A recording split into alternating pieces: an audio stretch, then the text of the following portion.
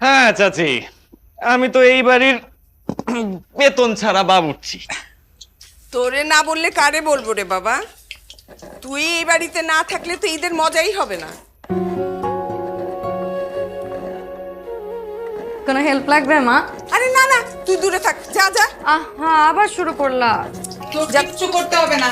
2 দিন পরে তোর বিয়ে, হাত পা পোড়াবি কাটবি, তারপর তোর জামাইরা আমরা কি বলবো? আচ্ছা, তোমরা আমাকে কি ভাবো? আগে মানুষ নাকি শোপিস? শোপিসই তো, ভাঙবি এতটুকু, আওয়াজ করবি এত বেশি। আরে তোমরা কিছু বলো না কেন? কে? আচ্ছা শোন, এগুলি কিছু ধরিস না। দাঁড়ানো, আমি করি। আরে মানা করলাম না, ধরবি না। চাচি ভুলে গেছে। এই তিতলির মা, এই যে বাজার নিয়ে আসি, ঈদের বাজার। হ্যাঁ, নিয়ে তাড়াতাড়ি।